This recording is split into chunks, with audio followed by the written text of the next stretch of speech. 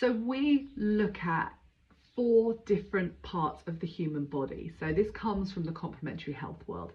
4 different parts of the human body. We have got the biochemical aspect of being a human person. We've got the emotional aspect, we've got the electrical aspect, and we've got the structural aspect. That's all the things that make up the human body. And so when we start to talk about stress and impact of stress on the human body, let's break it down. So let's talk biochemically.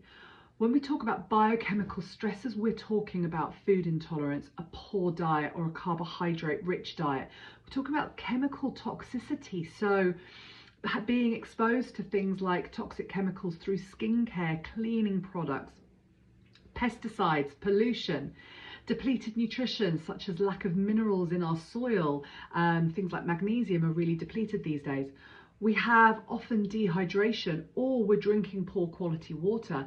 We're exposed to a lot more medications, things like contraception and hormone replacement today, alcohol or addictive substances and recreational drugs, or the prescription drugs like I've just mentioned, reduced sunlight and vitamin D, particularly in the UK, and radiation. No one talks about how much radiation is now floating around our planet.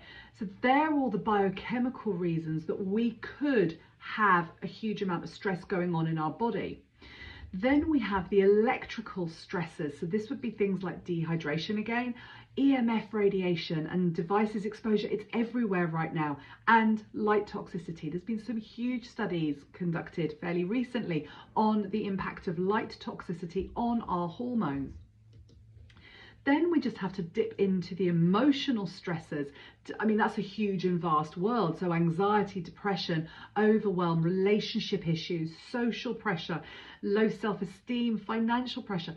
All of these things are adding stress to our bandwidth. And then finally, when we start to look at the structural stresses, we're talking about poor posture, she says sitting upright, lack of exercise and movement, sedentary lifestyles, or people over-exercising or exercising at the wrong type of day, tight shoes or clothing, too much driving, being in one place for a long period of time, or the looking at our devices. These are reasons why our structure would be stressed. And so when we look at all of these things together, they are literally taking up our body's ability to function. They are stressors taking up bandwidth. And so, a lot of these we can choose to not have exposure to. A lot of them we can't choose.